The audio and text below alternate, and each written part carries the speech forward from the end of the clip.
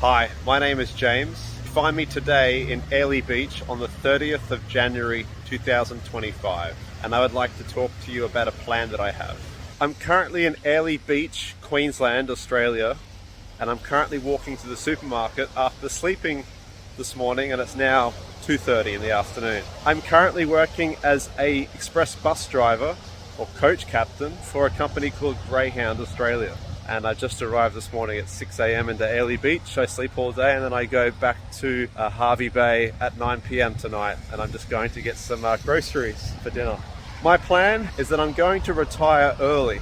I'm going to be financially independent and I'm going to retire early, otherwise known as FIRE. What does this mean? Why FIRE? Why do I want to do this? In 2016, I left my job in Australia working for McDonald's, and I embarked on a journey to move to Ireland. I lived in Ireland in 2016 for nearly a year until I got a job in 2017 working for a travel company called Kentucky.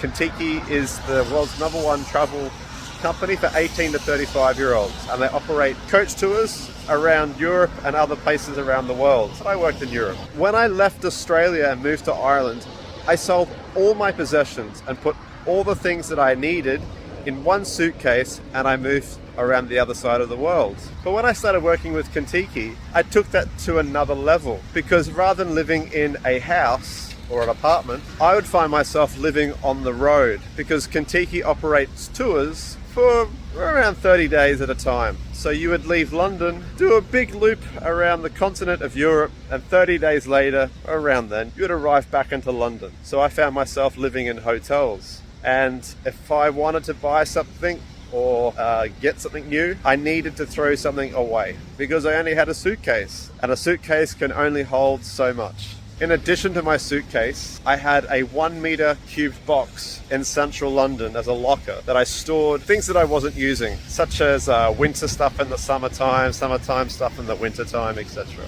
But ever since then, I've lived a very minimalistic lifestyle. I haven't owned a TV in nearly 10 years. I owned a car only for a year during COVID when I moved back to Australia, because obviously lockdown of the pandemic. So I've lived an ultra minimalistic lifestyle. In October 2024, I decided to move back to Australia from Europe in pursuit of additional money. I loved my job working as a coach driver for Kentucky in Europe. Unfortunately, because of the nature of the work, it's very seasonal, very blocks. So you kind of work 4 to 6 months in the summertime, hard at it, and then perhaps a month and a half to 2 months in the winter time. So in the shoulder seasons, you didn't earn an income, but you got to travel. And I love to travel.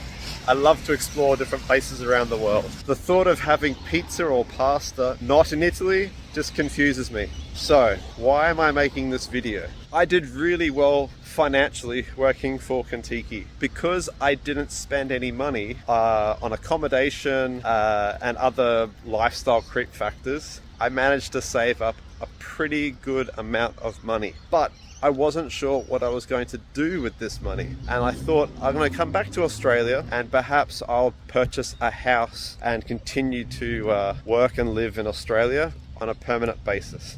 But since I've been back in Australia, 2024-25, the cost of purchasing a property in Australia, especially in Brisbane, is insanely crazy.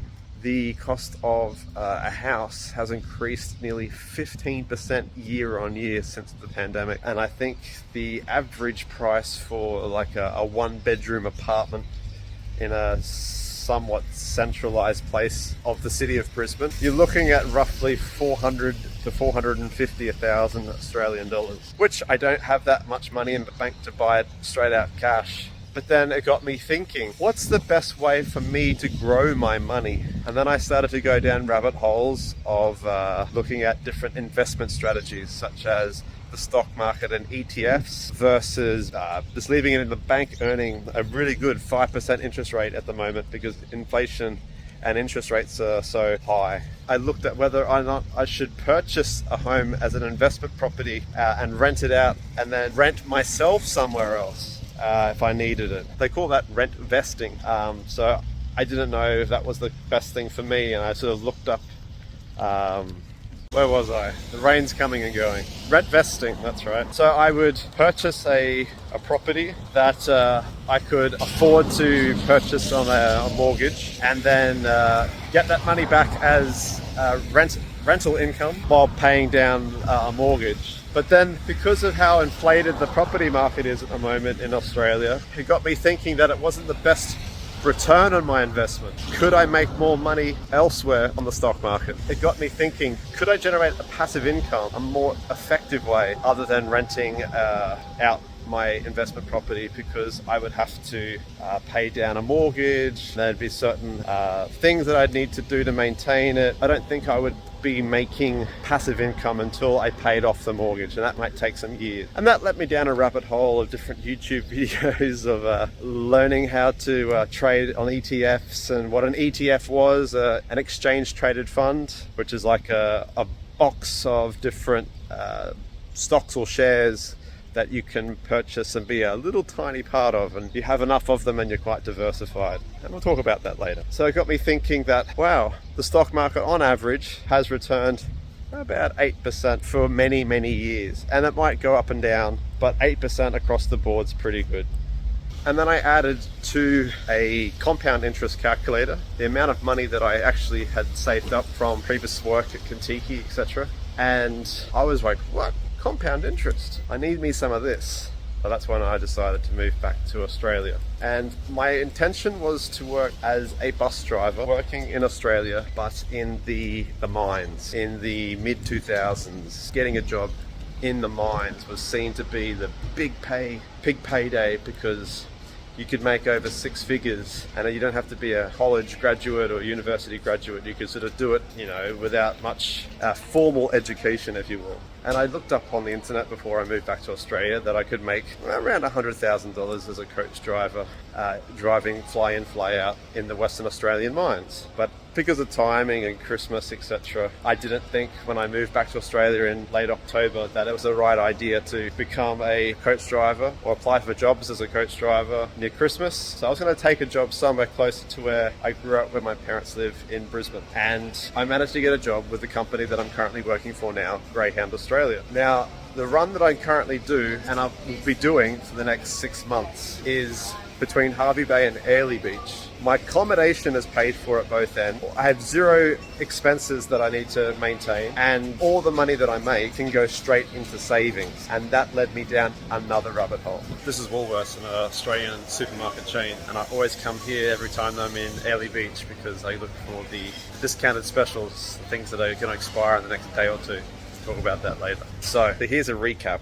I love traveling. I sold all my things in 2016 to move to Europe. I made pretty good money, but not great money living in Europe, driving my coach. And I moved back to Australia in pursuit of extra money. So that's the recap. So after watching some videos, I learned about this FIRE movement, financial independence, retiring early. And it got me thinking, could I do that? If I were to retire, what would I do in retirement? What do retirees do when they don't work? And they got me thinking, like, people start to get depressed, people start to lose contact and social contact with other people. It just didn't seem like a really good thing, where a lot of people would own their home, maybe putter around. Every year they might do an overseas trip, they buy a caravan. I'm single. I would be probably in my 50s, and there's not much going on for 50-year-olds with all the other grey nomads that are out there. So I found these people called, they go by different names, but perpetual travelers. And I was like, that's what I did. When I worked for Kentucky, I was a perpetual traveler. I never lived anywhere. I would have my accommodation paid for when I was driving on tours. And then when I wasn't on tour, I would be on holiday, and I would travel to Thailand or Greece or Airbnb in Poland or Romania, where it was cheap, because it was cheaper to do it that way rather than to pay rent for 12 months and only be there for 4. So when I came back to Australia and I got the job that I now currently have with Greyhound, the bus route they put me on, can't remember because I've been shopping and got distracted, but I don't pay accommodation at either end. I save every bit of money that I make for Greyhound, and the amount of hours I work for Greyhound is huge. I leave Hervey Bay at 4:30 in the afternoon, and I arrive in Airlie Beach at 6 a.m. in the morning. I sleep all day, and at 9 I leave to go back to Hervey Bay, and I get to Hervey Bay at 10:30. Now, when you add all the different allowances for different meals, for working away from my base of Brisbane, I get paid huge amounts of money, where because I don't have to spend any money apart from groceries and beer money, I save like 95% of what I earn, and that just goes straight into the bank. Of recent, I've started to buy ETFs. We'll talk about that another time, my ETF portfolio and what my plans are. But it got me again onto online calculators and working out that if I were to continue this lifestyle with greyhounds or with coach driving, probably with greyhounds, I stand to make a lot of money that because I'm not spending it on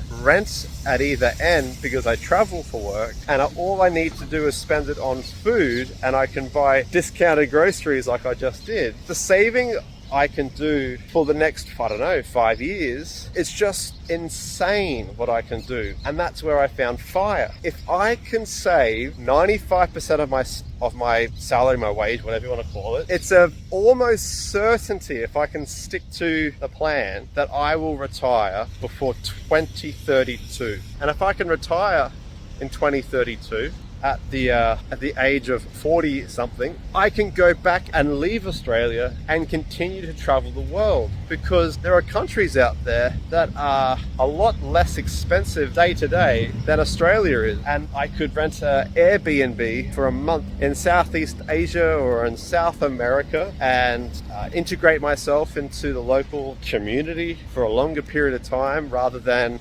being just there for a couple of days like a regular kind of quick traveler would be. I want to slow travel around the world, and if all the money that I have is working for me in different investment strategies, then the money that I do make will pay me in dividends and in capital growth enough to do this permanently.